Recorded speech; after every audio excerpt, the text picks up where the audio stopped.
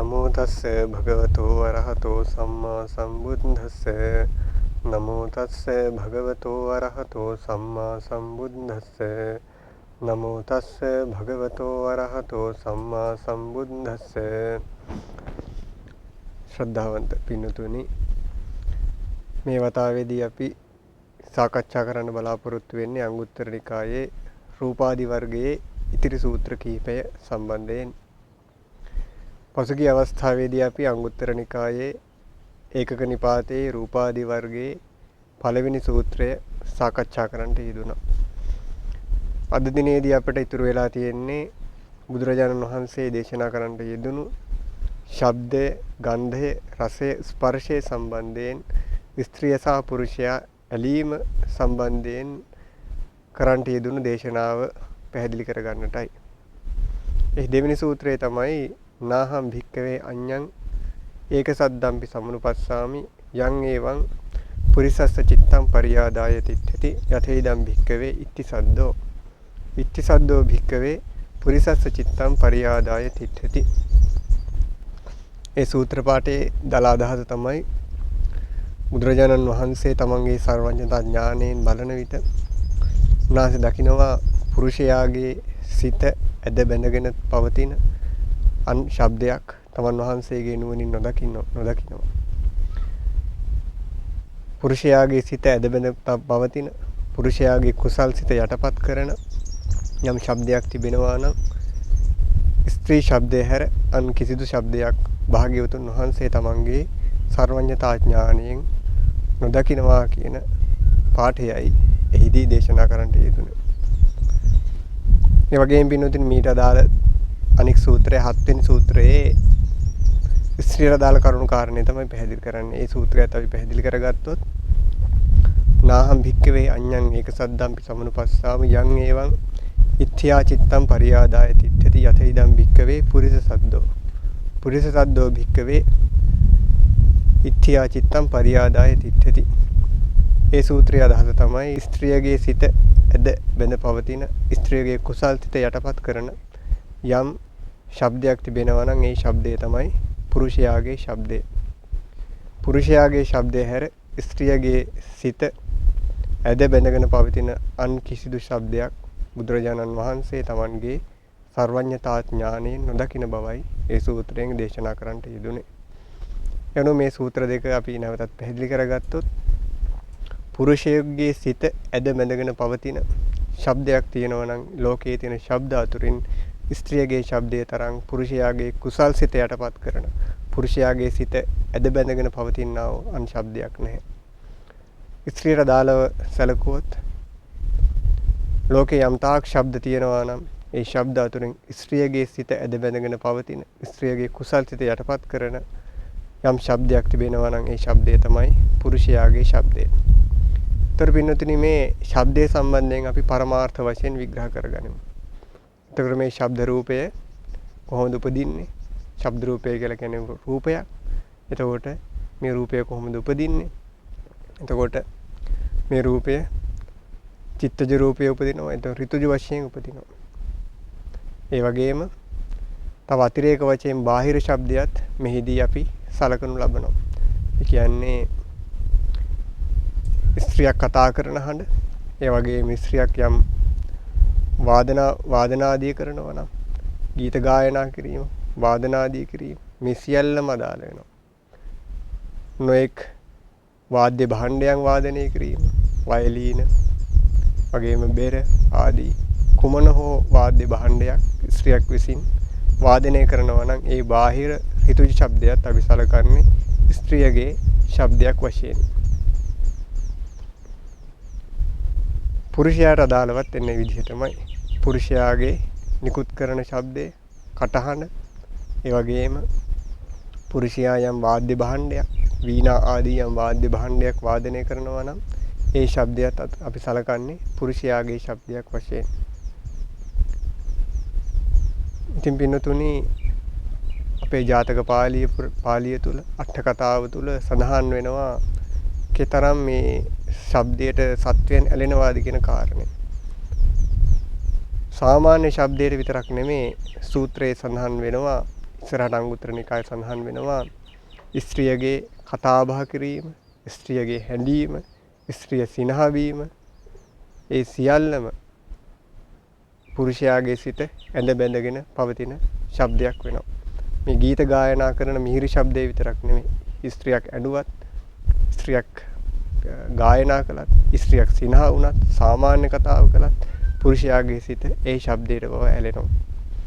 ඉතින් මේ පිළිබඳව පින්නතුනි ජාතක කතාවල සඳහන් වෙන කරුණු කාරණා කිහිපයක් අපි උදාහරණ වශයෙන් සලකලා බැලුවොත් අපි දන්න ජාතක කතාවක් තමයි මෝර ජාතකය.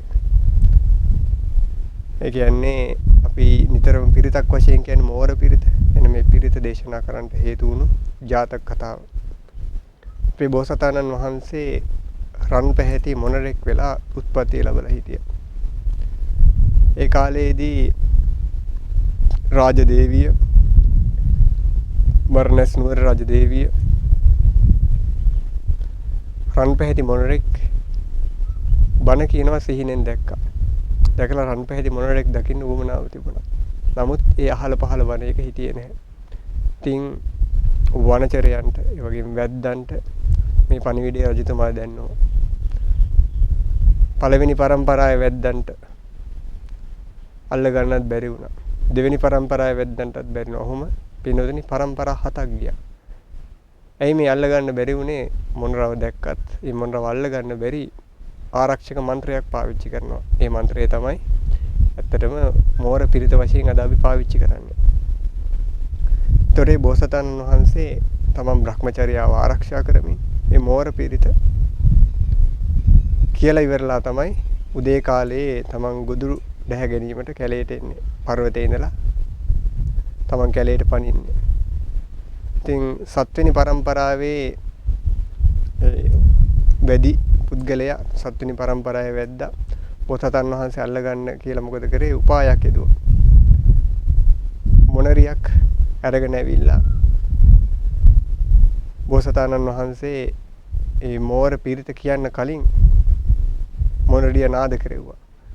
ඒ ශබ්දය ඇහුණට පස්සේ අවුරුදු ගානක් කාන්තාවගේ හඬක්, ස්ත්‍රී සතෙක්ගේ හඬක් අහලා තිබුණු නැති බෝසතාණන් වහන්සේගේ හිත රාගයෙන් බැඳුණා. ඒ වෙලාවේ අමතක වුණා තමන්ට ආරක්ෂක පිරිත කියන්න. පිරිත කියන්නේ නැතුවම තමන් කැලේට බැස්සා. වැද්ද අටවල තිබු උගුලේ බෝසතාණන් වහන්සේ අසු වුණා. දෙවියන්වදින බලන්නේ බෝසතාණන් වහන්සේට මේ ජාතක කතාවේ තවත් ඉස්සරට විස්තර වෙනවා. බෝසතාණන් වහන්සේට මේ පරම්පරා 7ක් තිස්සේ තමන්ට ආරක්ෂාව සැලසූ මන්ත්‍රය කියන්න අමතක වුණා. අපි අද ඒ කාලේ මන්ත්‍රයක් වශයෙන් ගන්න අද පිරිතක් වශයෙන් කියන්නේ. ඒ තමන්ට මේ මෝර පිරිත කියන්න අමතක වුණා අවුරුදු ගානකට පස්සේ මොනරියෙක්ගේ ශබ්දය ඇසීම නිසා. ඒ වගේම පින්තුනි තවත් කතාවස්තුවක් සඳහන් වෙනවා ලංකාවේ වැඩ හිටපු එක්තරා භික්ෂුන් වහන්සේ නමක් සම්බන්ධයෙන්. එක පොඩි ස්වාමීන් වහන්සේ නමක් හිටියා. මුන්වහන්සේ මාර්ගඵල ලැබලා තිබුණේ නැහැ. නමුත් ධ්‍යාන අභිඥා හොඳට වශී කරලා තිබුණේ. අභිඥා බල තිබුණා. අහසින් යන්න පුළුවන්. නොඑක් දේවල් මවන්න පුළුවන්. මේ මුන්වහන්සේගේ ගුරු ස්වාමීන් වහන්සේ මාර්ගඵලලාභී. උන්වහන්සේට අනාගතේ බලන්න පුළුවන්. උන්වහන්සේ රහතන් වහන්සේ නමක්. ඉතින් මුන්වහන්සේ අනාගතයේ දිහා බලලා කියනවා තමන්ගේ පොඩි ස්වාමීන් වහන්සේට මේ ධ්‍යාන වඩලා විතරක් හරියන්නේ නැහැ. විපස්සනා වඩන්න. විදර්ශනා වඩලා සසර දුකින් එතර වෙන්න උත්සාහවත් වෙන්න. නැත්නම් ඔබට අනාගතයේදී එක් ඇසක් කන වෙච්ච කාන්තාවකගෙන් කැඳ බොන්න තමයි වෙන්නේ කියලා කිව්වා. නමුත් මේ කියපු අවවාද ගණන් ගන්නේ නැහැ. සලකන්නේ නැහැ. තමන්ගේ ලොකු ස්වාමීන් වහන්සේ රහත් වුණාට උන්වහන්සේ නිතරම ඊර්දි බල පෙන්වන්න යන්නේ නැහැ. ලොකු ස්වාමීන් වහන්සේ පින්ඩපාතේ පිටත් වෙන්න යනකොට තමන් වත් පිළිවෙත් ටික කරලා තමන් අහසින් කලින්ම පින්ඩපාතේ වැඩම කරලා ලොකු ස්වාමීන් වහන්සේ පින්ඩපාතේ වැඩම කරලා එන්නත් කලින් තමන් අහසින්ම නැවත විහාරයට වැඩම කරලා අවශ්‍ය වත් පිළිවෙත් ආදී සිද්ධ කරනවා. ස්වාමීන් වහන්සේ රුවන්වැලි සෑයට වන්දනා කරන්න ගියාට පස්සේ ඒක අවස්ථාවක මල් තිබුණේ නැහැ. තමන් හිමාලයට ගිහිල්ලා නොඑක් වර්ණයන්ගෙන් යුක්ත මල් අරගෙන මොහොතකින් පැමිණියා. ඒ අවස්ථාවල පව අවවාද කරා විදර්ශනා වඩන්න මාර්ගඵල ලබන්න උත්සාහවත් වෙන්න කියලා. නමුත් Taman ධානයන්ගෙන් මත් වෙලා හිටියේ. Taman අභිඥා බල වලින් මත් වෙලා හිටියේ. ඒට ඇලිලා හිටියේ. ඒ නිසා විදර්ශනා කළේ නැහැ. ඉතින් මොකද උනේ එක දවසක් Taman අහසින් යනකොට අසල ගමේ කාන්තාවක් විලකට බැහැලා වැවකට බැහැලා ගීත ගායනා කරමින් මල් කඩනවා. මේ ශබ්දය අහසින් යනකොට අහන්න ලැබුණා. ඒ වෙලාවේ මේ ශබ්දයට ඇලුනා. තමන්ගේ හිතේ රාගය හටගත්තා. ඒ නිසා තමන් ධානයෙන් පිරිහුණා. ධානයෙන් පිරිහුණාට පින්තුනි ඒ ධානයේ ආනුභාවයේ වශයෙන් මේ පුද්ගලයා වතුරට වැටිලා ගිලීමක් සිද්ධ වෙන්නේ නැහැ. හරියට කියන්නේ පිහාට්ටක් වගේ පුළුම් පෙදක් වගේ පොළවට පාත් වෙනවා කියලා තමයි කියන්නේ. ඉතින් ඒ අහල ඉවුරට පාත් වෙන්නේ නැති. ඉතින් මේ ස්වාමීන් වහන්සේ දැන් මේ ඉවුරට පාත් වෙලා මේ කාන්තාවන් කෙරෙහි හිත බැඳිලා ඒ ස්ත්‍රිය කෙරෙහි හිත බැඳිලා කියනවා ස්ත්‍රියත් සමග විවාහ වෙන්න ඕනේ කියලා. ඒ අවස්ථාවේ ස්ත්‍රිය කියනවා අපි පහත් කුලවලයි ඔබලා උසස් කුලවලයි මේක සුදුසු නැහැ. ළඟට තමන්ගේ පියාණන්ටත් දන්නවනවා. පියාණනුත් කියනවා නැවත වෙල්ලා කියනවා අපි පහත් කුලවල පිරිස ඔබ වහන්සේලා උසස් කුලවලයි මේ සුදුසු නැහැ. නමුත් කොතරම් කරුණු කීවත් පැහැදිලි කරලා දෙන්න අවබෝධ කරවන්න හේතුන්නේ නැහැ. හැකියාවක් ලැබුණේ නැහැ. ස්වාමින් වහන්සේ ඒ කාන්තාව කෙරෙහි දැඩි ලෙස රාගයෙන් බැඳිලා හිටියේ. ඉතින් මොකද කළේ? Taman සිවුරු ඇරලා ඒ කාන්තාව විවාහ කරගත්තා. Taman කරන්න කියලා රැකියාවක් දන්නේ නැහැ. රෙදි වියන කටයුත්ත තමයි කළේ. ඉතින් Taman රෙදි වියමින් ඉන්නකොට කාන්තාව තමයි ආහාරය හැම අරගෙන එන්නේ. ඉතින් එක දවසක් දහවල් ආහාරය අරගෙන එන්න ටිකක් ප්‍රමාද වුණා. ඒ වෙලාවේ Taman බිරිඳට කෑ ගහලා ඒ අවස්ථාවේදී බිරිඳට හානියක් කරන අදහසින් නෙමෙයි. ඒ රෙදි වියන යන්ත්‍රයේ උලක් සහිත තියෙන නඩාව කියලා අපි කියන්නේ. ඒ රෙදි වියන යන්ත්‍රයේ තියෙන නඩාව ගලවලා විසික් කරලා ගැහුවා. ජීවිතේට අනතුරක් කරන්න නෙමෙයි. නමුත් මොකද උනේ? ඒ උල ගිහිල්ලා ඇහැක වැදුනා. ඒක ඇහැක් කන වුණා. ඒ වෙලාවේ මේ පුරුෂයා අඬන්න ගත්තා. ඇයි අඬන්න ගත්තේ? තමන්ගේ ගුරුවරයා කියපු කතාව මතක් වුණා. ඒ තමයි ගුරුවරයා කිව්වා ඔබට එක ඇසක් කන වෙච්ච කාන්තාවක්ගෙන් කැඳ බොන්න වෙයි කියලා. ඒ කතාව මතක් වෙලා තමන් අඬන්න ගත්තා. දැන් පින්නතුනි බලන්නේ කාන්තාවගේ ශබ්දයට ඇලීම නිසා ඒ භික්ෂුන් වහන්සේ තමන් ධානයෙන් පිරිහුණා. තමන් අභිඥා බල වලින් පිරිහුණා. යම් හේකින් තමන්ට මාර්ගඵල ලබන්න හේතු සම්පත් තිබුණා නම් ඒිනුත් තමන් පිරිහුණා. කුසල ධර්මයන්ගෙන් තමන් පිරිහිලා ගිහි ජීවිතේ දුකසේ තමයි වාසය කරේ. ඒ තමයි කලින් අපි සඳහන් කරේ ස්ත්‍රී ශබ්දේ නිසා කුසලසිත යටපත් කරනවා කියන කාරණය. පුරිසස්ස චිත්තම් පරියාදාය තිට්ඨති කියලා සඳහන් කරේ ඒ කාරණයයි. පුරුෂයාගේ කුසල් සිත යටපත් කරගෙන පවතිනවා. එදා තමන් තුළ තිබුණු මේ ධානසිත විනාශ වෙලා ගියා. තමන් තුළ තිබුණු අභිඥා බල විනාශ වෙලා ගියා. තමන්ට වෙනද වගේ කුසල් කරගන්න අපහසු වුණා. ගිහි ජීවිතයේ තියෙන බාධක කම්කටොළු නිසා තමන් දුකසේ තමයි ගිහි ජීවිතය ගත කළේ. ඉතින් අර ස්ත්‍රී ශබ්දය තමන්ගේ කුසල් සිත යටපත් කරන්න කතරම් බලපෑවද කියන කාරණේ මේ කතාව පුවතින් අපිට පැහැදිලි වෙනවා. එහිදී අපි කතා කළේ පින්වතුනි ස්ත්‍රියගේ ශබ්දය කොහොමද පුරුෂයාගේ සිත ඇද බැඳගෙන පැවතීමට හේතු වෙන්නේ? කුසල් සිත කොහොමද යටපත් කරන්නේ කියන කාරණය. ඒ වගේම තමයි පින්වතුනි පුරුෂයාගේ ශබ්දයත් ස්ත්‍රියගේ සිත කොහොමද ඇද බැඳගෙන පවතින්නේ කියන කාරණය ඒ විදිහටමයි. මේ පිළිබඳව එක් කතා පුවතක් සඳහන් වෙනවා. එක්තරා වීණා වාදකයෙක් හිටියා බරණැස් නුවර. මේ බරණැස් නුවර වීණා වාදකයා ඒ නුවර හිටපු වෛශ්‍යාවකට තමන් සමග කාමී හැසිරෙන්නට එන්න කියලා පණිවිඩයක් යවුවා. සල්ලි දීලා අවශ්‍ය මුදල් දීලා. නමුත් ඒ වෙලාවේ තමන් යම් උඩඟුකමක් නිසා මේ පුරුෂයාව වෙහෙසටපත් කරලා පීඩාවටපත් කරලා මුදල් ටිකත් අරගෙන මේ පුද්ගලයා සමග කාමී හැසිරෙනවා කියලා තමන් පරක්කු කරා. තමන් එකපාරට මේ ආරාධනාව පිළිගත්තේ නැහැ. ඉතින් මේ පුරුෂයා මොකද කරේ? මේකට හොඳ වැඩක් කරන්නම් කියලා හිතලා එදා රාත්‍රියේ ඒ වෛශ්‍යාවගේ නිවස අසලට තව නිවසකට ගිහිල්ලා රාත්‍රියේ බොහෝම මිහිරි ස්වරයෙන් වීණා වාදනය කරන්න ගත්තා. මේ වීණා වාදකයා තරම්ම දක්ෂයි වීණා වාදනය කරන්න. මේ වීණා වාදනයේට මේ වෛශ්‍යාව දැඩිසේ ඇලුනා, දැඩිසේ බැඳුනා. තමන් ඉහළ මහල් තලයේ හිටියේ. මතු මහල් තලයේ ඉඳගෙන තමන් මේ වීණා වාදනය අහන්න යන්න ඕන කියලා හිතලා උඩු මහල් තලයේ ඉඳලා බිමට බහිනවයි කියලා හිතාගෙන තමන් ජනේලෙන් එළියට තමයි අඩිය තිබ්බේ. ඒ වෙලාවේ බිමට වැටිලා තමන් මිය පරලෝ ගියා. බලන්නේ පුරුෂයාගේ ශබ්දයට ඇලීම නිසා ඒ කාන්තාවට තමන්ගේ ජීවිතේ පවා නැති වුණා. ඒ කාන්තාවට අමතක වුණා තමන් කොහෙද ඉන්නේ කියලා. ඒ නිසා ඒ පුරුෂයාගේ ශබ්දයට ඇලීම නිසා ඒ කාන්තාවන්ට ඒ ජීවිතේ කරගන්න තියෙන කුසල ධර්මයන් තිබුණා නම් ඒ කුසල ධර්මයන්ගෙන් පිරිහුණා. තමන්ගේ කුසල් සිත යටපත් වුණා. යටපත් වෙලා ඒ සිත රාගයෙන් බැඳුණා. රාගයෙන් බැඳිලා ශබ්දය අහන්නම් කියලා තමන්ට ඉන්න තැන බව අමතක වුණා. අවසානයේදී එළියට බහිනවයි කියලා පිටතට අඩිය තියලා තමන්ගේ ජීවිතයත් නැති කරගත්තා. ජීවිතක්ෂයටපත් වුණා. ඉතින් ශබ්දය මෙන්න මේ විදිහට පින්නතුනි. ඒ ශබ්දයට ඇලීම නිසා මෙලොව ජීවිතයේ වශයෙන් පිරිහීම. වගේම සංසාරික වශයෙන් තමන් දුකටපත් වීම කියන මේ කාරණයට හේතු වෙනවා. ඒ අනුව ස්ත්‍රියගේ ශබ්දයේ පුරුෂයාගේ කුසල් සිත යටපත් කිරීමටත් පුරුෂයාගේ ශබ්දයේ ස්ත්‍රියගේ කුසල් සිත යටපත් කිරීමටත් හේතු වෙනවා කියන කාරණය පින්නතුනි මෙන්න මේ කතා වස්තු වශයෙන් අපිට හොඳට පැහැදිලි වෙනවා. අපි ඊළඟ සූත්‍රය පිළිබඳව සාකච්ඡා කළොත් තුන්වෙනි සූත්‍රයේදී පැහැදිලි කරන්නේ ගන්ධ රූපේ සම්බන්ධයෙන්.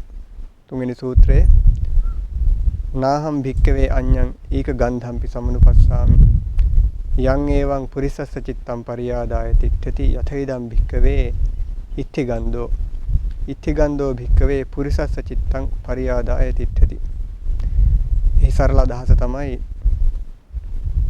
පුරුෂයාගේ සිත ඇද බැඳගෙන පවතින පුරුෂයාගේ කුසල් සිත යටපත් කරන යම් ගන්ධයක් තිබෙනවා නම් ස්ත්‍රියගේ ශරීර ගන්ධය හැර ස්ත්‍රියගේ ගන්ධය හැර අන්නු කිසිදු ගන්ධයක් තමන් වහන්සේ සර්වඥතා ඥාණයෙන් නොදකින බවයි මේ සූත්‍රයේ සරල අදහස. ඊට අදාළවම ස්ත්‍රීට අදාළවම දේශනා කරපු සූත්‍රයේ ඊට විරුද්ධ වශයෙන් සඳහන් වෙන්නේ එහි පාළිය නාහම් භික්කවේ අඤ්ඤං ඒක ගන්ධම්පි සමනුපස්සාමි යං ඒවං ඉත්‍ත්‍යා චිත්තං පරියාදාය තිට්ඨති යතයිදම් භික්කවේ පුරිස ගන්ධෝ භික්කවේ පුරිස ගන්ධෝ භික්කවේ ඉත්‍ත්‍යා චිත්තං පරියාදාය තිට්ඨති. එහි සරල අදහස තමයි ස්ත්‍රියකගේ සිත ඇද බැඳගෙන පවතින යම් ගන්ධයක් තිබෙනවා නම් පුරුෂයාගේ ගන්ධය හැර අන්නු කිසිදු ගන්ධයක් තමන් වහන්සේගේ සර්වඥතා ඥාණයෙන් නොදකින බව භාග්‍යතුන් වහන්සේ දේශනා කරන්නට යෙදුණා. ඒ අනුව මේ සූත්‍ර දෙකේ සරල අදහස තමයි ස්ත්‍රියගේ සිත ඇද බැඳගෙන පවතින ස්ත්‍රියගේ කුසල් සිත යටපත් කරන ගන්ධයන් අතුරින් පුරුෂයාගේ ගන්ධය තරම් ස්ත්‍රියගේ කුසල් සිත යටපත් කරන තවත් ගන්ධයක් නැහැ. ඒ වගේම ලෝකේ යම් තාක් ගඳ සුවඳ තිබෙනවා නම් ඒ ගඳ සුවඳ අතුරින් පුරුෂයාගේ සිත කුසල් සිත යටපත් කරන පුරුෂයාගේ සිත ඇද බැඳගෙන පවතින යම් ගන්ධයක් තිබෙනවා නම් ස්ත්‍රියගේ ගන්ධය ඒ අතර ඉහළින්ම පවතිනවා. ඒ ගන්ධයන් අතර පුරුෂයාගේ කුසල් සිත යටපත් කරගෙන පවතින අන්ගන්ධයක් බුදුරජාණන් වහන්සේ සර්වඥතා ඥාණයෙන් නොදකින බවයි දේශනා කරන්නට යෙදුණා. ඒතර මෙහි ගන්ධය කියනකොට අපි පරමාර්ථ වශයෙන් බින්දුදුනි ගන්ධ රූපය තමයි මෙතන අදහස් කරන්නේ. ඒතර මේ ගන්ධ රූපය කියන එකත් හේතු හතරකින් හට ගන්නවා. ඒ තමයි කර්මය නිසා හට ගන්නවා, සිත නිසා හට ගන්නවා, ආහාර නිසා හට ගන්නවා, ඍතුව නිසා හට ගන්නවා. එතකොට මෙතනින් අදහස් කරන්නට යෙදුනේ මේ චතුසමුට්ඨානික ගන්ධ රූපය. එතකොට මේ ආධ්‍යාත්මික ගන්ධ රූපය විතරක් නෙමේ බාහිර ගන්ධ රූපයත් මෙහිදී අපි සලකන්නට ඕනේ. උදාහරණ වශයෙන් ස්ත්‍රීන් පුරුෂයන් පරිභෝග කරන සුවඳ විලවුන් වර්ග, ආලේපන වර්ගවල තියෙන මේ ගඳ සුවඳ ආදියත් ගන්ධ රූපයේ ලෙස මෙතන සලකා බැලිය යුතුයි. එතකොට ආධ්‍යාත්මික බාහිර කියන මේ ගන්ධ රූපයන් දෙකම අපි මෙතන ගන්ධ රූපයේ ලෙස සලකනවා. සාමාන්‍ය මිනිස්යාගේ ශරීරය සුඟදයි කියලා නෙමෙයි අපි කියන්නේ දුර්ගන්ධයි කියලා. බොහෝ දුරට ඇලීම සිද්ධ වෙන්නේ ඒ අය පරිභෝග කරන සුවඳ විලවුන් ආලේපන වර්ග ආදියට තමයි බොහෝ දුරට ඇලීම සිද්ධ වෙන්නේ. එපමණක් නෙවෙයි සමහර විට ගඳට පවා ඒ දුර්ගන්ධයට පවා සමහර විට පුරුෂයාගේ ඇලීම ස්ත්‍රියගේ ඇලීම සිද්ධ වෙන්නට පුළුවන්. තමන් රාගයෙන් මත් වුණාට පස්සේ රාගයෙන් මුලා වුණාට පස්සේ ශරීරයෙන් දුගඳ හැමුවත් ඒ දුර්ගන්ධයට පුරුෂයාගේ සිත ඇලෙනවා. ඒ දුර්ගන්ධයට ස්ත්‍රියගේ සිත ඇලෙනවා. සාමාන්‍යයෙන් අන් සත්වයන්ගෙත් මෙන්න මේ ගතිය තිබෙනවා. ඒකනේ සමහර සත්වයන් අශ්වයන්, සිංහයන්, වෙනස් සර්පයන් ආදී සතුන් තමන්ගේ ස්ත්‍රියගේ ශරීරයෙන් නිකුත් කරන ගඳට ඇලිලා බොහෝ දුර ගමන් කරනවා.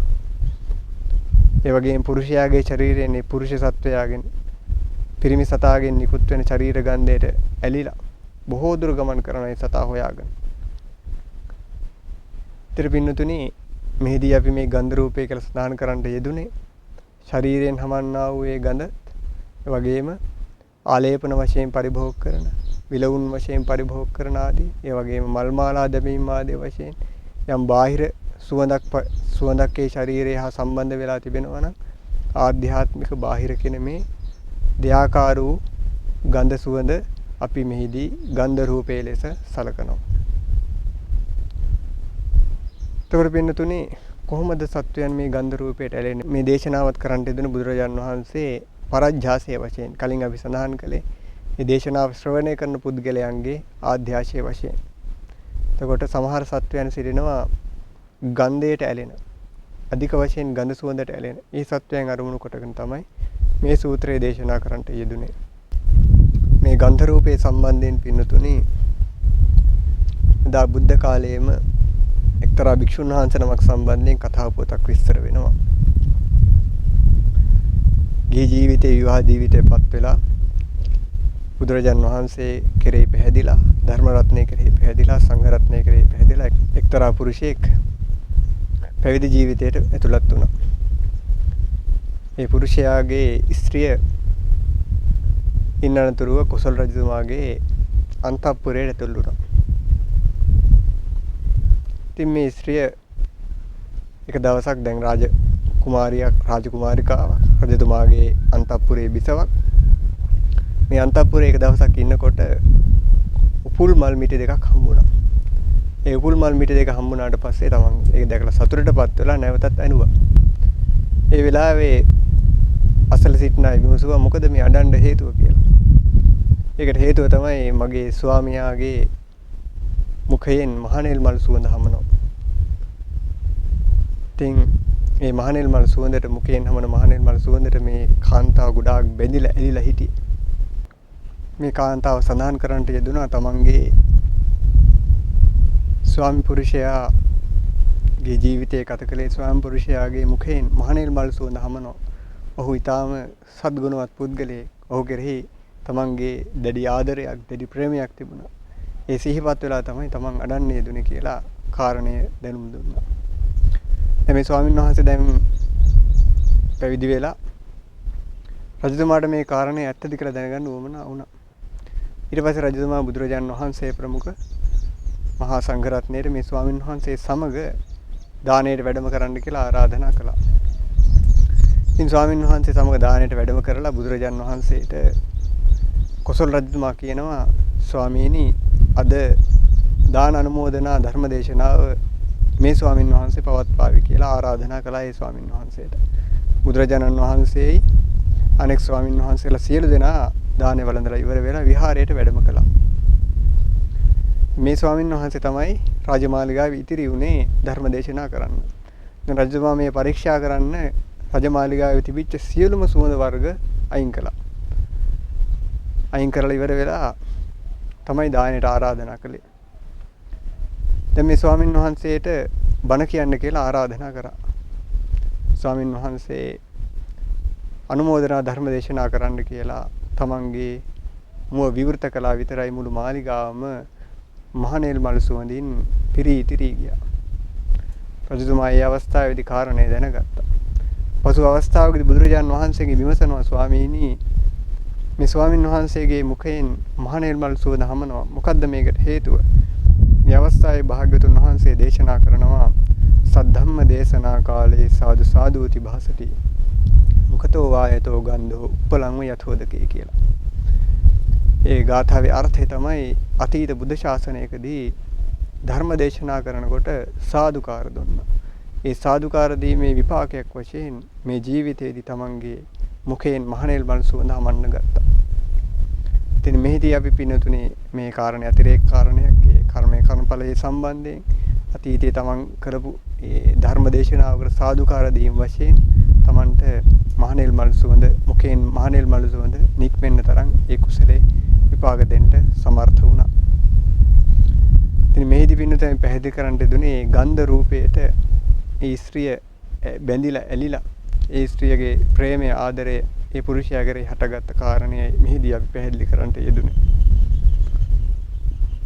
දැන් අපි පින්නතුනි ශබ්ද රූපේ සම්බන්ධයෙන් ගන්ධ රූපේ සම්බන්ධයෙන් අපි කතා කරන්නට යෙදුණා. ඊළඟට රස රූපේ කතා කරන්නට තියෙනවා. අදාළ සූත්‍රය අපි පැහැදිලි කරගන්නවා නම් බුදුරජාණන් වහන්සේ දේශනා කරනවා නාහම් භික්කවේ අඤ්ඤං ඒක රසම්පි සමනුපස්සාමි යං ඒවං පුරිසස්ස චිත්තං පරියාදාය තිට්ඨති. බුදුරජාණන් වහන්සේ දේශනා කරනවා නාහම් භික්කවේ අඤ්ඤං ඒක රසම්පි සමනුපස්සාමි යං ඒවං පුරිසස්ස චිත්තං පරියාදාය තිට්ඨති යතයිදම් භික්කවේ ඉත්ති රසෝ භික්කවේ පුරිසස්ස චිත්තං පරියාදාය තිට්ඨති. ඒ සූත්‍රයේ සරල අදහස මහණෙනි ලෝකේ යම් තාක් රසවල් තිබෙනවා නම් ඒ රසවල් අතුරින් පුරුෂයාගේ කුසල් සිත යටපත් කරන පුරුෂයාගේ සිත ඇද බැඳගෙන පවතින යම් රසයක් තිබෙනවා නම් ස්ත්‍රී රසය හැර අන් කිසිදු රසයක් තමන් වහන්සේ සර්වඥතා ඥාණයෙන් නොදකින බවයි දේශනා කරන්නට යෙදුනේ. ඒ රදාලවම ස්ත්‍රිය සම්බන්ධයේ සූත්‍රයේ ඒ විදිහමයි නාහම් භික්කවේ අඤ්ඤං ඒක රසම්පි සමනුපස්සාමි යං ඒවං ඉත්‍ත්‍යා චිත්තං පරියාදාය තිට්ඨති යතයිදම් භික්කවේ පුරිස රසෝ භික්කවේ ඉත්‍ත්‍යා චිත්තං පරියාදාය තිට්ඨති. එහි අදහස තමයි මහණෙනි ලෝකේ යම් තාක් රස වර්ග තිබෙනවා නම් ඒ රස වර්ග අතුරින් පුරුෂයාගේ සිත ඇද බැඳගෙන පවතින පුරුෂයාගේ කුසල් සිත යටපත් කරන යම් රසයක් තිබෙනවා නම් ඒ සූත්‍රයේ සරල අදහස තමයි ලෝකේ යම් තාක් රසවල් තිබෙනවා නම් ඒ රසවල් අතුරින් ස්ත්‍රියගේ සිත ඇද බැඳගෙන පවතින ස්ත්‍රියගේ කුසල් සිත යටපත් කරන යම් රසයක් තිබෙනවා නම් පුරුෂයාගේ රසය හැර ස්ත්‍රියගේ සිත යටපත් කරන තවත් අන් රසයක් තමන් වහන්සේ සර්වඥතා ඥාණයෙන් නොදකින බවයි දේශනා කරන්නට යෙදුනේ. මෙතන පින්නතුනි මොකක්ද මේ රසය කියලා කියන්නේ? රසය කියන්නේ රස රූපයයි. ඒතරේ රස රූපයත් හේතු හතරකින් හට ගන්නවා. ඒ තමයි කර්ම, චිත්ත, ඍතු, ආහාර වශයෙන්. කර්මයෙන් හටගන්න රස රූපේ තියෙනවා. සිතින් හටගන්න රස රූපේ තියෙනවා. වගේම ආහාරය නිසා හටගන්න රස රූපේ තියෙනවා. ඍතු නිසා හටගන්න රස රූපේ තිබෙනවා. ඒතර මොකක්ද මෙතන මේ රස රූපේ කියලා අදහස් කරන්න යෙදුනේ? බහුල වශයෙන්ම පින්නතුනි ස්ත්‍රිය පිසින ආහාරය, පුරුෂයා පිසින ආහාරය තමයි බහුල වශයෙන් මෙතන අපිට රස රූපේ කියලා ගන්නට වෙන්නේ. ඊට අමතරව අට කතාවේ සඳහන් වෙනවා ඊට අමතරව පුරුෂයාගේ ශරීරයේ තිබෙන සමේ තොල්වල තිබෙන ඒ රසය ඒ වගේම ස්ත්‍රියගේ සමේ තොල්වල මුහුණේ තිබෙන යම් රසයක් දැනෙනවා නම් දිවට ඒ රසයත් ආධ්‍යාත්මික ශරීරයේ තිබෙන යම් රස රූපයක් තිබෙනවා නම් යම් දිවට දැනෙන ගතියක් තිබෙනවා නම් ඒ ශරීරයේ ආධ්‍යාත්මික ශරීරයේ දිවට දැනෙන යම් රසයක් තිබෙනවා නම් එයත් රස රූපයේ වශයෙන් සලකනවා. ඊට අමතරව ස්ත්‍රිය විසින් යම් ආහාරයක් පිසිනවා නම් ඒ ස්ත්‍රිය පිසින ආහාරයේ බාහිර වූ ආහාරයත් මෙතන රස රූපයේ වශයෙන් අපි සලකනු ලබනවා. එතකොට ස්ත්‍රිය විසින් පිසෙන ලද යම් ආහාරයක් තිබෙනවා නම් ඒ ආහාරයේ පුරුෂයාගේ සිත බැඳෙන ගතිය වැඩි. පුරුෂයා විසින් යම් ආහාරයක් පිසිනවා නම් ඒ ආහාරයට ස්ත්‍රියගේ සිත ඇදෙන බැඳෙන ස්වභාවය වැඩි. තිබෙනුතුනි මේ පිළිබඳ බොහෝ කතාවස්තු තිබෙනවා අතීතයේ. වික්ෂුන් වහන්සේලා කාන්තාවන්ට ඇලිලා බැඳිලා ආහාර රූපේ නිසා තමන්ගේ පැවිදි ජීවිතය විනාශ කරගත් අවස්ථා ඒ වගේම පැවිදි ජීවිතේ විනාශ වෙන්න ගිහිල්ලා ඔන්න මෙන්න බේරිච්ච අවස්ථා පිළිබඳව සඳහන් වෙනවා. එක අවස්ථාවක් සඳහන් වෙනවා බුදුරජාන් වහන්සේ කාලයේදී රජගහ නුවර තරුණ සිටු දරුවෙක් බොහොම රූප සම්පන්නයි. මේ සිටු දරුවා බුදුරජාන් වහන්සේගෙන් ධර්මයේ ශ්‍රවණය කරලා ශාසනය පැහැදිලා පැවිදි වුණා. ඉතින් මේ දෙමව්පියෝ බොහොම දුකසේ තමයි තමන්ගේ දරුවා පැවිදි වීම සම්බන්ධයෙන් බොහොම කනගාටුවෙන් හිටියේ. ඒ කාලේ උත්සව පවතිනෝනේ. වසරකට වතාවක් උත්සව තියෙනවා. අපි කියන්නේ සැනකෙලි කියලා. මේ සැනකෙලි අවස්ථාවකදී මේ අම්මයි තාත්තයි සිටු අම්මයි සිටු තාත්තයි සැනකෙලි අවස්ථාවකදී දෙන්න තමන්ගේ පුතා මතක් වෙලා අඬන්න ගත්තා. මේ අවස්ථාවේදී ළඟ හිටපු වෛශ්‍යාවක් අහනවා මොකද මේ අඬන්නේ කියලා. තමන්ගේ පුතා පැවිදි වෙච්ච කාරණේ සිහිපත් කළා. මේ අවස්ථාවේ කියනවා පුතාව නැවත ගිහි ජීවිතයට හරව ගත්තොත් එහෙනම් මට මොනවද දෙන්නේ? ඔබට පුතා විවාහ කරලා දීලා සිරු දේවී තනතුර අපි ලබා දෙනවා. ඉතින් මොකද කරන්නේ? ඒ සිටු පවුලෙන් තමන් අවශ්‍ය පරිදි තමන්ට සෑහෙන පරිදි ධනෙ කහවණු අරගෙන ගිහිල්ලා දැන් මේ ස්වාමින් වහන්සේ ඉන්න නගරේ පින්නපාතේ වඩින වීදියක නිවසක් කුලියට ගත්තා. මෙන්න මේ නිවසක් කුලියට අරගෙන දැන් ස්වාමින් වහන්සේට ප්‍රණීත ලෙස නිරන්තරයෙන් දානය පූජා කරනවා. දානය පූජා කරලා ස්වාමින් වහන්සේ සමග විශ්වාසය ඇති කරගන්නවා. විශ්වාස දැන් පළවෙනි දවසේ ස්වාමින් වහන්සේ දුතංගදරයි. ඒ කියන්නේ පින්නපාතෙන් විතරයි ජීවත් වෙන්නේ. ඒ වගේම දුතංග ආරක්ෂා කරන නිසා ගස් මුල් යට ඉන්නේ. උන්වහන්සේ වහලයක් යටට යන්නේ නැහැ. පින්නපාතේ පිළිගන්නේ පාරේ ඉඳගෙනමයි. ඉතින් මේ විදිහට නිතරම ස්වාමින් වහන්සේට අවශ්‍ය විදිහට සප්පාය විදිහට ප්‍රණීත විදිහට දානය පූජා කළා. ස්වාමින් වහන්සේටත් මේ කාන්තාව කෙරෙහි යම් ලෙන්ගතුකමක් ඇති වුණා. ඉතින් එන්න දෙදෙනා අතර තියෙන විශ්වාසය වැඩි වුණා. ස්වාමින් වහන්සේ මේ කාන්තාව කෙරෙහි දැන් විශ්වාසය වැඩි වුණා. දැන් මොකද කරන්නේ? ටික ටික දැන් පාරේදී පින්නපාතේ බෙදුවේ. ටික ටික තමන්ගේ නිවසට ලං වෙලා පින්නපාතේ බෙදන්න ගත්තා. ඉතින් ගමේ කුඩා දරුවන්ට මේ කාන්තාව කැවිලි ආදිය දීලා ස්වාමින් වහන්සේ පින්නපාත වැඩම කරන වෙලාවේ සෙල්ලම් කරලා එතන දූවිලි අවුස්සන්න කියලා කිව්වා. ඉතින් ළමයිනුත් මොකද කරේ? සෙල්ලම් කරලා දූවිලි අවුස්සනවා. ඉතින් ওই විදිහට මුලින්ම නිවසේ ආලින්දයේදී දානේ පූජා කරනවා. ওই විදිහට ඊළඟ දවසේ නිවසේ ඇතුළේදී දානේ පූජා කරනවා. ওই විදිහට එන්න විශ්වාසය වැඩි වුණා. දැන් ළමයි ටික ස්වාමින් වහන්සේ පින්නපාතේ වඩින වෙලාවේ සෙල්ලම් කරලා දූවිලි අවුස්සනවා. කාන්තාව කියනවා ස්වාමීනි මෙතන දූවිලි වැඩි දාන පිළිගන්නන්න බෑයි කියලා නිවස ඇතුළට එක් කරගෙන යනවා. එක් කරගෙන ගිහිල්ලා දැන් ඊළඟ දවසේදී මොකද කරන්නේ? උඩුමහල් තලයේටම ස්වාමින් වහන්සේ වැඩම කරගෙන යනවා. යන්නේ ස්වාමින් වහන්සේ පිටිපස්සෙන් දොරවල් ටිකක් වහගෙන යන්නේ. ඉතින් දැන් ස්වාමින් වහන්සේව ඉහළ තලයට වැඩම කරවලා දැන් ස්වාමින් වහන්සේව ගිහි ජීවිතයට පත් කරවන්න. ස්වාමීන් වහන්සේගේ සිවුරු අරවන්න තමයි හදන්නේ. දැන් නොඑක ආකාරයෙන් රාග ආදී වචන ප්‍රකාශ කරමින් ස්වාමීන් වහන්සේගේ සිවුරු අරවන්න තමයි උත්සාහවත් වෙන්නේ. මේ වෙලාවේ ස්වාමීන් වහන්සේට සිහිය පිහිටනවා. බුදුරජාණන් වහන්සේ මේ ස්වාමීන් වහන්සේ කෙරෙහි බලාගෙන ඉන්නේ. ඉතින් මේ තරුණ වහන්සේට බුදුරජාණන් වහන්සේ ආලෝකයක් විහිදවල මේ වෙලාවේ ධර්මයේ දේශනා කරනවා. ඒ වෙලාවේ උන්වහන්සේ බුදුරජාණන් වහන්සේගේ ධර්මයේ ශ්‍රවණය කරලා උතුම් අරිහත්ත්වයේ සාක්ෂාත් කරගන්නට යෙදෙනවා. දැන් බලන්න පින්වතුනි රස රූපේ නිසා ඒ භික්ෂුන් වහන්සේ තමන්ගේ දුතංගාදී පව තමන්ට අමතක වුණා. කාන්තාව කෙරෙහි දැඩි විශ්වාසයක් දැඩි බැඳීමක් ඇති වුණා. අවසානයේදී බුදුරජාන් වහන්සේ පිහිට වෙලා මේ භික්ෂුන් වහන්සේට රහත් වෙන්න උපකාර වුණා. බුදුරජාන් වහන්සේගේ උපකාරය නොලැබුණා නම් සමහර විට මේ භික්ෂුව සිවුරු ඇරලා ඒ කාන්තාව සමග විවාහ වීමට පවා පෙළඹෙන්න ඉඩ තියෙනවා. බලන්න පින්වතුනි මේ රස රූපයට ඇලීම නිසා තමන්ගේ ජීවිතයේ තමන්ට ගුණ ධර්මයන් තමන්ට අමතක වෙනවා. තමන්ගේ කුසල් සිත ක්‍රමක්‍රමයෙන් පිරිහෙනවා. ඉතින් ඒ නිසා මේදී ප්‍රධාන වශයෙන් සඳහන් කරන්නට යෙදෙන්නේ මේ ස්ත්‍රිය විසින් පිසින්නා වූ ආහාරය පුරුෂයා විසින් පිසින්නා වූ ආහාරය සම්බන්ධයෙන්. ඒ නිසා පුරුෂයාගේ කුසල් සිත යටපත් කරන යම් රසයක් තිබෙනවා නම් ඒ රසය තමයි ස්ත්‍රියගේ රසය. ප්‍රධාන වශයෙන් ස්ත්‍රිය පිසින්නා වූ ආහාර පාන ආදී. ඊළඟට ස්ත්‍රියගේ සිත යටපත් කරන කුසල් සිත යටපත් කරන යම් රසයක් තිබෙනවා නම් ඒ රසය තමයි පුරුෂ රසය. ප්‍රධාන වශයෙන් පුරුෂයා විසින් පිසිනු ලබන්නා වූ ආහාර පාන ආදී. මේ අනුව පින්නතුනි අපට පැහැදිලි වෙන්නේ මේ සූත්‍රයේ දේශනා කරන්නට යෙදුනේ රසයට දැඩි ලෙස ඇලෙන්නා වූ ස්ත්‍රීන් පුරුෂයන් අරමුණු කරගෙනයි මේ සූත්‍ර දෙක දේශනා කරන්නට යෙදුනේ. ඊළඟ සූත්‍රය තමයි පින්නතුනි 5 වෙනි සූත්‍රය සහ 10 වෙනි සූත්‍රය. මේ සූත්‍ර දෙක දේශනා කරන්නට යෙදුනේ ස්පර්ශය සම්බන්ධයෙන්. එහි පාළි අපි පැහැදිලි කරගන්නවා නම් බුදුරජාණන් වහන්සේ දේශනා කරන්නට යෙදුනා නාහම් භික්කවේ අඤ්ඤං ඒක පොට්ටබ්බම්බි සමනුපස්සාමි යං ඒවං පුරිසස්ස චිත්තං පරියාදාය තිට්ඨති යතයිදම් භික්කවේ ඉත්ති පොට්ටබ්බෝ භික්කවේ පුරිසස්ස චිත්තං පරියාදාය තිට්ඨති.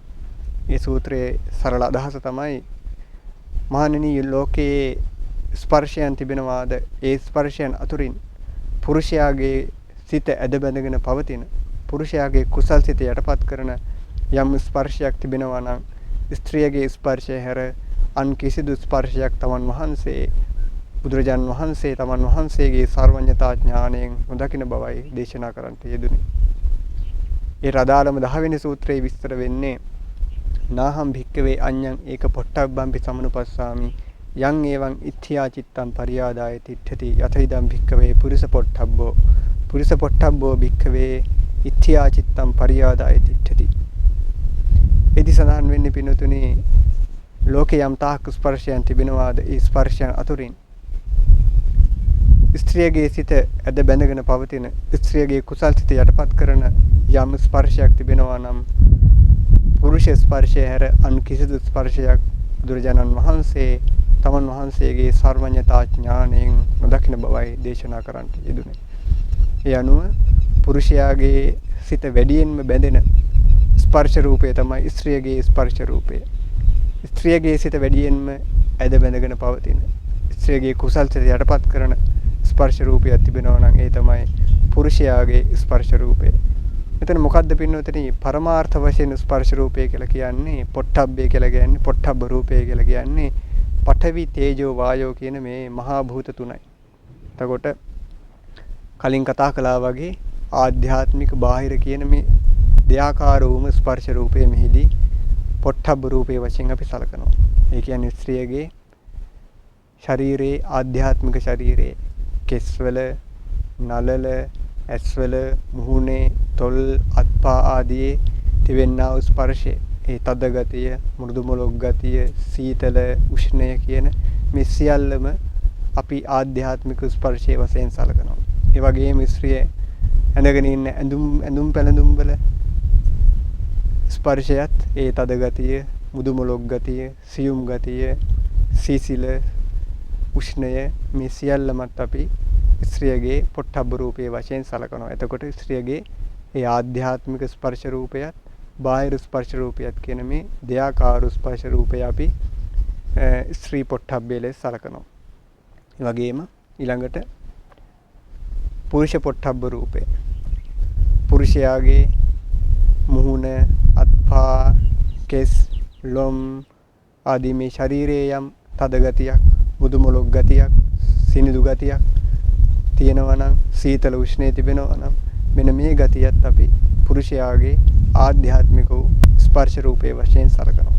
පුරුෂයා විසින් ඇඳ පැළඳගෙන සිටින ඇඳුම් පැළඳුම් ආදිය අපි පුරුෂයාගේ ස්පර්ශ රූපයේ වශයෙන් මේ බාහිර ස්පර්ශ රූපයේ වශයෙන් අපි සලකනු ලබනවා. එතකොට මෙතන පොට්ටබ්බ රූපයේ ලෙස අපි සඳහන් කරන්නට යෙදුනේ ආධ්‍යාත්මික වූ බාහිර වූ ඒ පඨවි තේජෝ වායෝ කියන මහා භූත තුනට තමයි පරමාර්ථ වශයෙන් අපි මෙහිදී පොට්ටබ්බ රූපයේ ලෙස සඳහන් කරන්නට යෙදුනේ.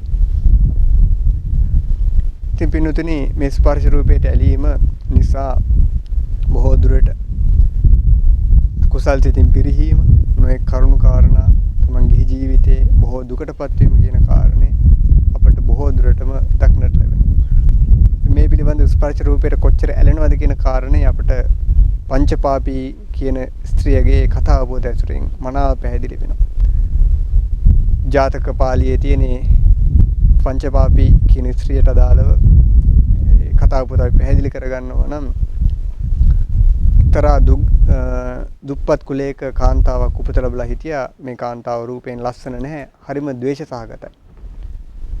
එක දවසක් පසේ බුදුරජාන් වහන්සේ නමක් පිණ්ඩපාතේ වැඩම කළා තමන්ගේ ලෙනට අවශ්‍ය මැටි ටිකක් හොයාගෙන. ඉතින් මේ කාන්තාවත් මොකද කරන්නේ?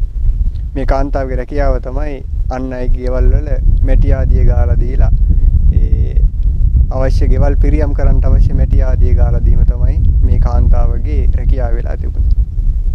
ගොම මැටි ගෑම තමයි මේ කාන්තාවගේ රැකියාව. නිවෙස්වල ගොම මැටි ගෑම. ඉතින් මේ කාන්තාව මැටි කනනා ඉන්නකොට පසේ බුදුරජාණන් වහන්සේ වැඩම කළා. පසේ බුදුරජාණන් වහන්සේ දිහාවට Taman ද්වේෂයෙන් බැලුවේ. මොකද නැවතිලා ඉන්නේ කියලා බලලා මොකද මැටි ඕනද කියලා අහලා පසේ බුදුරජාණන් වහන්සේ ඒ විදිහටම වැඩම කරගෙන හිටගෙන ඉන්නකොට Taman මැටි පිටක් පාත්‍රයට ගිහිල්ලා පූජා කළා. මේ තමයි Taman කරපු කුසලය. මේ විපාක වශයෙන් ඊළඟ ජීවිතයේදී Taman උත්පත්ති ලැබුවේ විරූපී කෙනෙක් වශයෙන්. නමුත් මැටි පිට පූජා කිරීමේ විපාකයේ වශයෙන් ඊටාම සිනිදු ස්පර්ශයක් තිබුණා. සිනිදු ස්පර්ශයක් ලැබුණා. පසේ බුදුරජාණන් වහන්සේ දිහාවට ද්වේෂයෙන් රවල බලපු නිසා තමන්ගේ රූපය හරිම විරූපී වුණා. තමන් විරූපී රූපයක් ලැබුවේ නමුත් තමන් සතුව තිබුණු ස්පර්ශය ඊටාම සියුම් ස්පර්ශයක් තමන්ට ලැබුණේ. ඇයි? සියුම් මැටි පූජා කළේ. පසේ බුදුරජාණන් වහන්සේට අවශ්‍ය සියුම් මැටි තමන් පූජා කළා. ඒ වගේ තමන්ගේ ශරීරය ඊටාම සියුම් වුණා. අල්ලන කෙනෙක් ඒ ශරීරය ඇල්ලුවොත් එහෙම ඒ සෑම කෙනෙක්ම ඒ ස්පර්ශයට බැඳෙනවා. ඉතින් මේ පිළිබඳව විස්තර වෙනවා. දැන් මේ දෙවෙනි ආත්මයේදී මේ කාන්තාව තමන් හිතවත් කාන්තාවන් සමග සෙල්ලම් කරමින් ඉන්නවා. සෙල්ලම් කරමින් ඉන්නකොට බරණැස් රජතුමා මේ ස්ථානට එනවා. එන වෙලාවේ ඉතින් මේ කාන්තාව බරණැස් රජතුමාගේ අතින් අල්ලනවා. අතින් අල්ලපු වෙලාවේ රජතුමා මේ කාන්තාවට දැඩි ලෙස ස්පර්ශයට ඇලුණා කියලා කියනවා. ඊළඟට මොකද කරන්නේ? මේ කාන්තාවෙන් අහනවා විවාහ වෙලා දින්නේ කියලා. නැහැයි කියලා කියනවා. ඊළඟට කොහෙද නිවස තියෙන්නේ කියලා අහනවා. නිවස තියෙන තැන අහගන්නවා. අහගෙන මේ රජතුමා රාත්‍රියට මේ කාන්තාවගේ නිවසට යනවා. කාන්තාවගේ නිවසට ගිහිල්ලා කාන්තාව සමග කාමයේ හැසිරලා නැවත තමන්ගේ රජමාලිගාවට එනවා. රජතුමා ඊතරම්ම මේ කාන්තාවට ඇලිලා. නමුත් දන්නවා මේ කාන්තාව ඊටාම විරූපී කාන්තාවක්.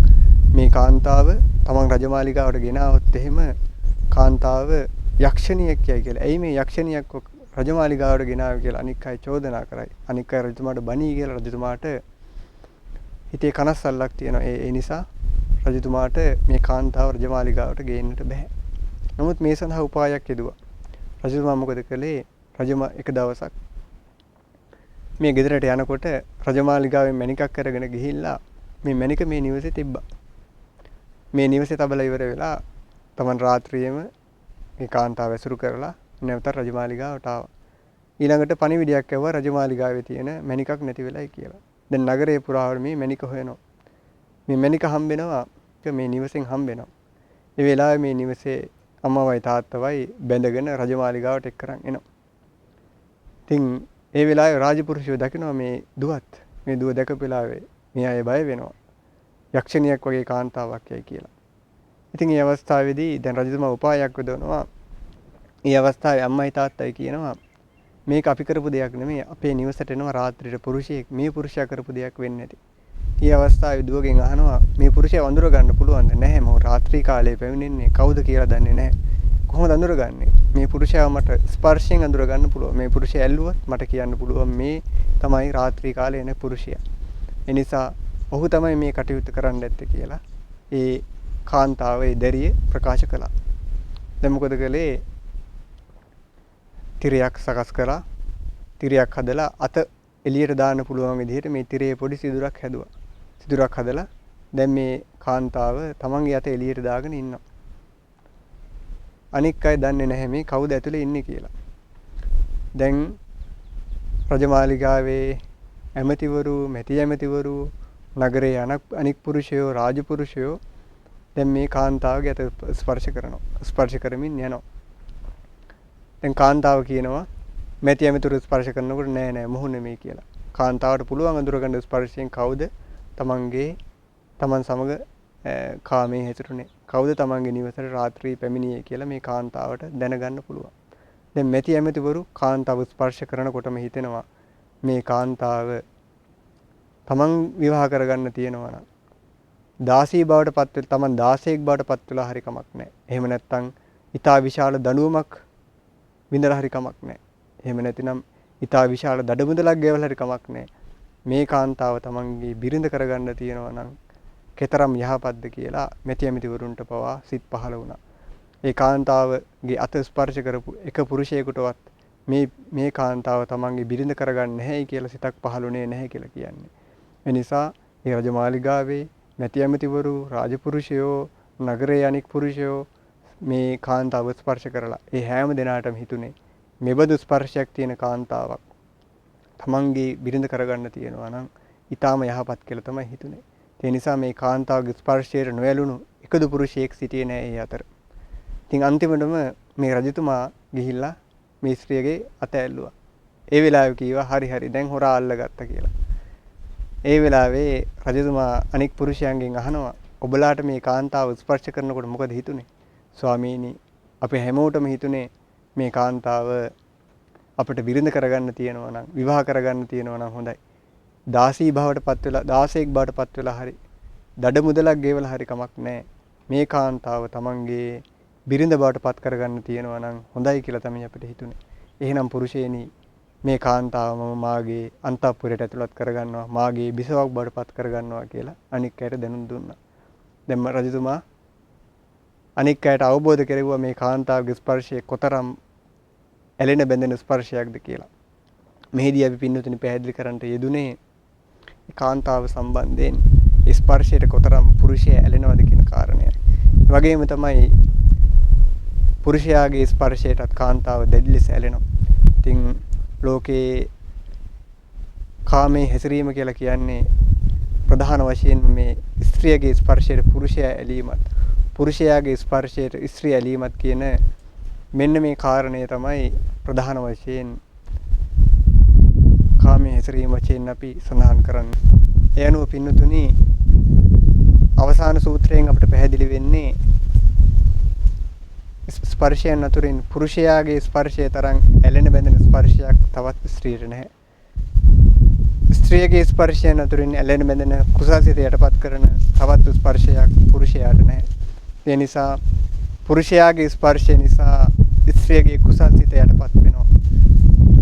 ස්ත්‍රියගේ ස්පර්ශය නිසා පුරුෂයාගේ කුසල්සිත යටපත් වෙනවා. බහුල වශයෙන්ම කාමයේ හැසිරීම කියන මේ කාරණය පුරුෂයාගේ ස්පර්ශයට කාන්තාව ඇලීමත්, කාන්තාවගේ ස්පර්ශයට පුරුෂයා ඇලීමත් කියන මෙන්න මේ කාරණේ නිසා සිද්ධ වෙන්නේ. ඉතින් මෙන්න මේ ස්පර්ශයට දැඩි ලෙස ඇලීම නිසා තවදුරටත් ඒ තමන් කාමයේ වරදව හැසිරීමට පවා පෙළඹෙනවා. තමන් එක ස්පර්ශයකින් සතුටටපත් වෙන්නේ නැහැ. එක් පුද්ගලයෙකුගේ තමන් නීත්‍යානුකූල බිරිඳගේ, තමන්ගේ නීත්‍යානුකූල ස්වාමියාගේ ස්පර්ශයෙන් පමණක් තමන් සතුටටපත් වෙන්නේ නැහැ.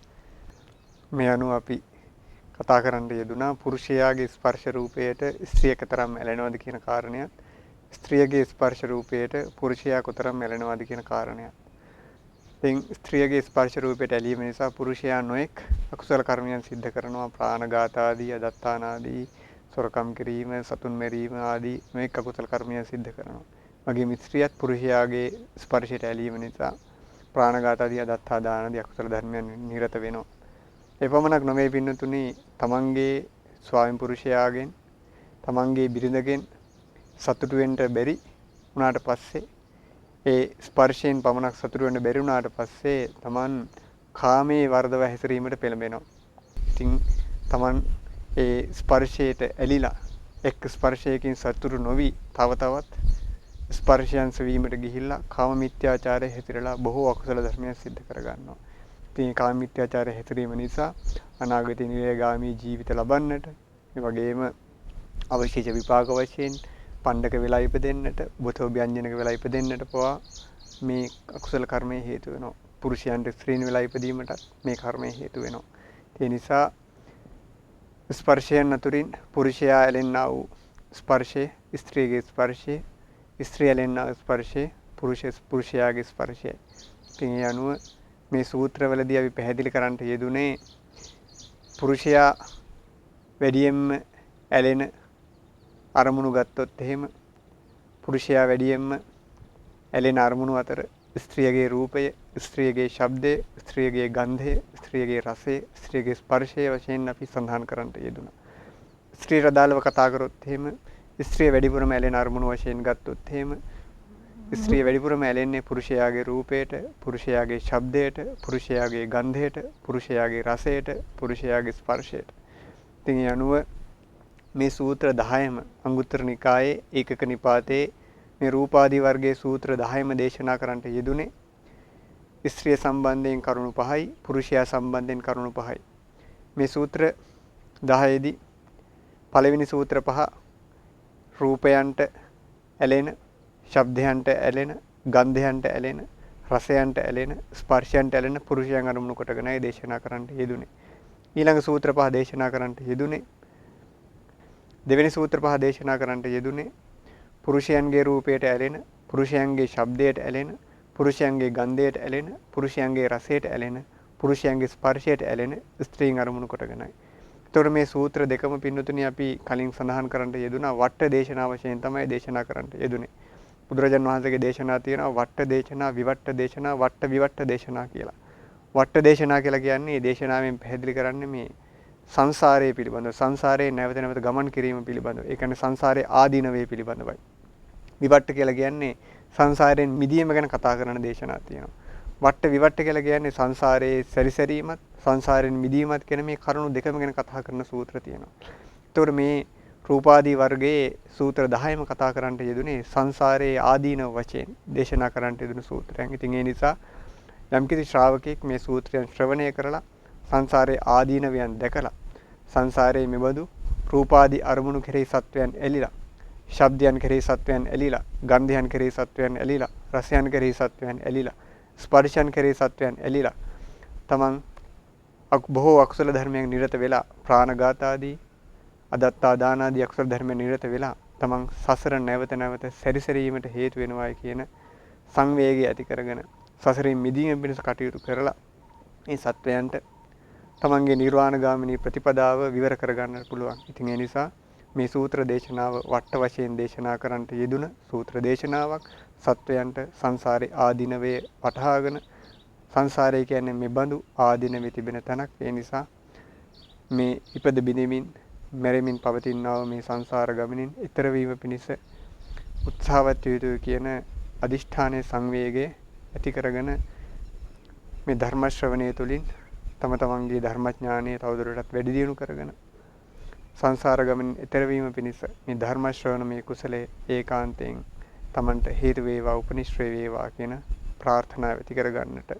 ඉතින් අපි අපේ ඉන්ද්‍රියන් සංවර කරගෙන රූපාදී ධර්මයන්හි නොඇලී, රූපාදී ධර්මයන්හි නොගැටී, ඒ ඉෂ්ට රූපයන්හි නොඇලී, අනිෂ්ට රූපාදීන් කෙරෙහි නොගැටී අපේ සිත ආරක්ෂා කරගෙන ඉන්ද්‍රිය සංවර සීලය මනාව ආරක්ෂා කරගෙන ඒ තුලින් තමන්ගේ සති සම්පජඤ්ඤයන් දියුණු කරගෙන සමත විදර්ශනා භාවනා වඩමින් ඒ රූපාදී ධර්මයන් කෙරෙහි නොඇලී ඉක්මන් භවයකදීම බුදුපසේ බුදුමහරහතන් වහන්සේලා නිවීසනසී පැමිණ වැඩවදාළ අජරාමර සංඛ්‍යාත ශාන්ති ලක්ෂණ නිර්වාණ ධාතුව සාක්ෂාත් කරගන්නට මේ ධර්ම දේශනාමය කුසලයත්, ධර්ම ශ්‍රවණමය කුසලයත් මේ පින්නතුන්ට ඒකාන්තයෙන්ම හේතු වේවා, වාසනාව වේවා කියලා ප්‍රාර්ථනා පිහිටුවා ගන්න. තෙරුවන් සරණයි.